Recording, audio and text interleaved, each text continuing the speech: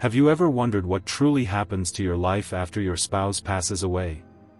For many people in their 60s, 70s, or 80s, the loss of a lifelong partner feels like the end of the world. You suddenly wake up to silence, eat alone, and find yourself asking, "What music now?" But what most people don't realize is that the choices you make right after this loss can determine whether you live in peace or fall into years of loneliness, regret, and decline. In today's video, we'll talk about 5 things you must never do if your spouse dies first. These aren't just emotional tips. They are powerful life lessons that many widows and widowers wish they had learned earlier. If you understand and avoid these 5 traps, you can rebuild your life, regain your strength, and even rediscover meaning and happiness in your later years. So stay with me until the end, because this single mistake alone can quietly destroy your health, confidence, and spirit if you're not careful. Now, let's get started. Number 1, avoid isolating yourself from the world. After losing your spouse, one of the most common reactions, is to withdraw from everyone and everything. You tell yourself you need time alone, but slowly that quiet becomes your only companion. Isolation is deceptive. It feels safe at first, but it silently eats away at your spirit. Loneliness is not just emotional pain. It's one of the biggest killers of older adults. Studies show that chronic loneliness increases the risk of heart disease, dementia, and even premature death. When your partner was alive, you might have had a shared rhythm, morning coffee together, walks in the park, shared conversations before bed. When that rhythm breaks, your world feels out of tune.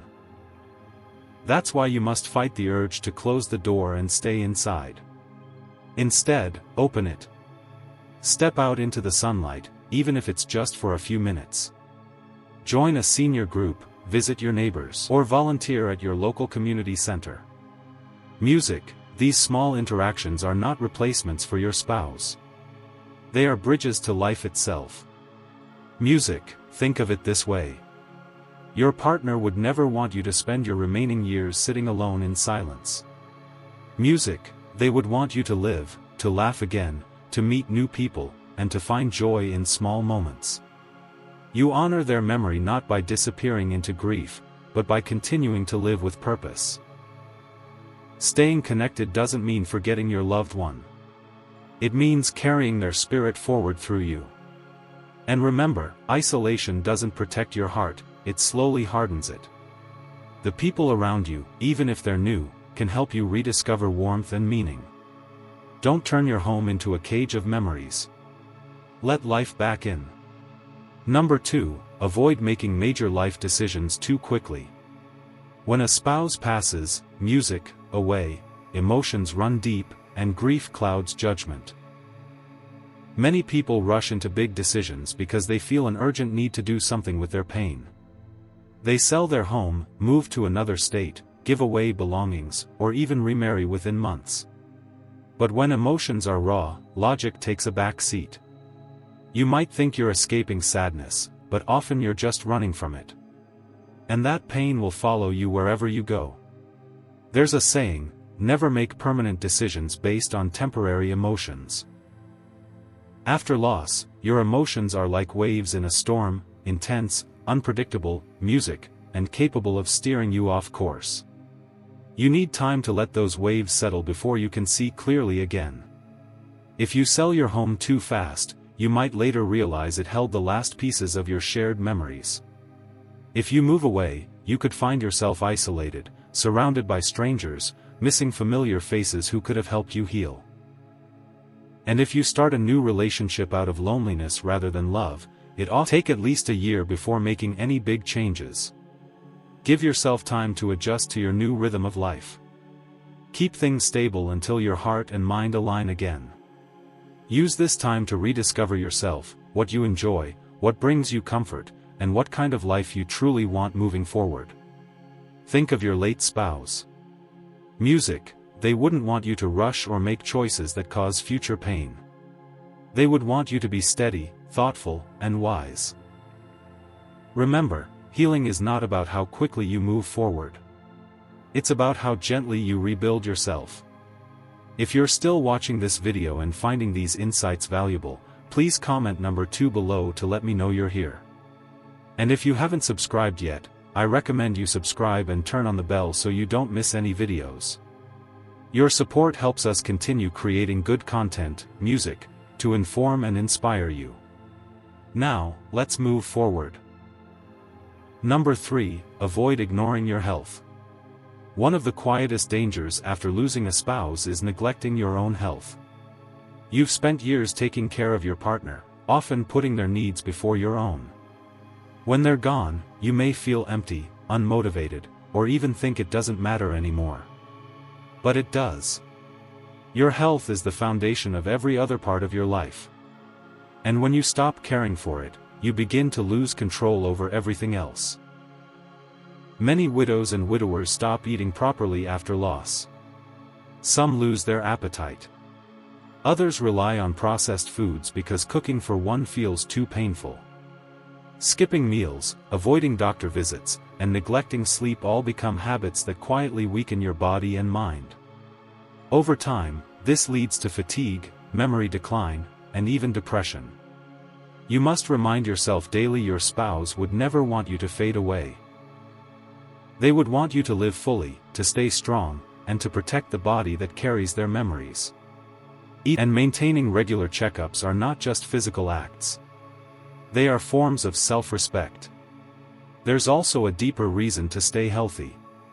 When your spouse dies, your identity often feels lost. You are a husband or wife, a partner in everything. Now you must redefine who you are. Taking care of your health, music, is one of the most powerful ways to rebuild that identity. It's saying, I still matter. My life still has value. So get up in the morning, open the windows, breathe deeply, and move your body. Even if your heart is heavy, take one step at a time. Healing is not about forgetting music, it's about honoring life by continuing to live it. Each healthy choice you make is a small victory, a promise to yourself and to the one you love that you will not let grief destroy the gift of your remaining years. Number 4, avoid dwelling in the past. 2, music, long. After losing a spouse, memories can feel like both a comfort and a trap. You find yourself replaying old conversations, meals shared, vacations taken, and small everyday habits that now live only in your mind. At first, remembering feels healing, but over time, living only in those memories can freeze you in place. The world moves forward, but your heart remains stuck in yesterday. Music, you might find yourself keeping everything exactly as it was. Their clothes still in the closet, their favorite chair untouched, even the same meals cooked as before. It's not wrong to honor their memory. But when remembrance becomes your only source of comfort, you stop living for yourself. Music, and that's where grief quietly turns into self-imprisonment. Your spouse was part of your story, but they were never meant to be your ending. Life after loss is not about erasing the past. It's about finding meaning beyond it. If you keep your eyes only on what's gone, you'll never see what's still possible. It's natural to miss the music, way things used to be. But you must remember the past cannot be relived. It can only be carried forward through the lessons it gave you. Instead of clinging to what was, use those memories to guide how you live now. If your spouse taught you kindness, keep being kind. If they encourage you to be brave, keep choosing courage.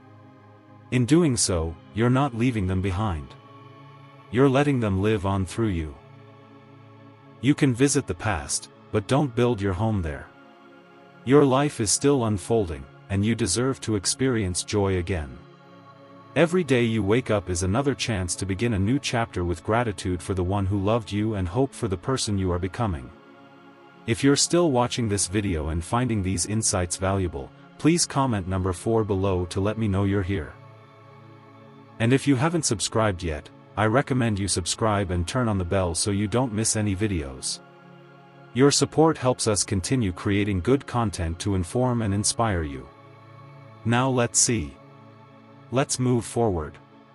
Number 5. Avoid isolating yourself from life. When your spouse passes away, the silence that follows can feel unbearable. The laughter, the small conversations, even the quiet comfort of their presence all suddenly vanish. Many people respond to that silence by retreating further into it. Music, they stop answering calls, turn down invitations, and begin to say, "I'm fine being alone." But over music, time, isolation becomes one of the most dangerous habits after loss. It starts innocently. You tell yourself you just need space. But weeks turn into months, and before you know it, the world outside your door feels unfamiliar. Loneliness doesn't just hurt emotionally, it slowly eats away at your health. Studies show that social isolation can increase the risk of heart disease, memory decline, and even shorten lifespan. Connection is not just about companionship. It's about keeping your spirit alive. Music, when you talk, laugh, and share moments with others, your body releases chemicals that help regulate stress and improve mood. Being around people gives your mind purpose and your heart something to look forward to. That doesn't mean you must surround yourself with crowds, or force yourself into activities you dislike. Start small. Join a local group, volunteer, or simply have coffee with a neighbor. Music. You might find that giving your time to others helps fill the emptiness within. Life feels more meaningful when you become part of someone else's story, even in small ways. Your spouse may have been your closest companion, but life can still offer warmth in unexpected places. People come into your path for reasons you may not see right away, some to help you heal, others to remind you that love still exists in many forms. The key is to keep your heart open to connection. Living again doesn't mean replacing the one you lost. It means honoring them by continuing to live the life they wanted for you. Music, one filled with love, laughter, and purpose. Every time you reach out, share a story, or simply smile at someone new, you are keeping that love alive, not losing it. Grief isolates, but courage reconnects. Step outside, breathe the air, and let the world touch you again. Music, life still has beauty left for you, and you owe it to yourself to see it. Final thoughts. Losing your spouse changes everything. The routines, the laughter, the comfort of knowing someone was always there, it all disappears. And the silence, music, that follows can be deafening. But while grief may feel like the end, it can also become the beginning of something new, the chapter where you rediscover yourself. The truth is, life doesn't stop when they're gone. It pauses, it hurts, it bends, but it keeps moving. You can't bring them back, but you can honor them with the way you live. Refuse to surrender to despair. Music, choose instead to live with intention, to find small joys in ordinary moments, and to treat your remaining years as a chance to grow in peace and wisdom. Think of it this way. Your spouse's love helps shape you into who you are today. That love doesn't die. It stays within you, guiding you through every decision, every smile, every new beginning. Living well is not betrayal. It's the greatest tribute. And remember, music, you are never too old to begin again. You can still learn, laugh, and love in ways you never imagined. Each sunrise is a reminder that life still has something beautiful waiting for you. The key is to say no to despair, yes to healing, and to let hope quietly rebuild what loss has broken. Music, thank you for joining us today. We'd love to hear from you. Leave a comment below and share one thing you learned today and how you plan to use it in your life. Your thoughts are important to us, so don't hesitate to share them. Reading your comments gives us great motivation and encouragement. If you enjoyed this video and found it helpful, please, music, like, subscribe, and share. Your support helps us continue creating good content to inform and inspire you. Thanks for watching, and we look forward to seeing you in the next video.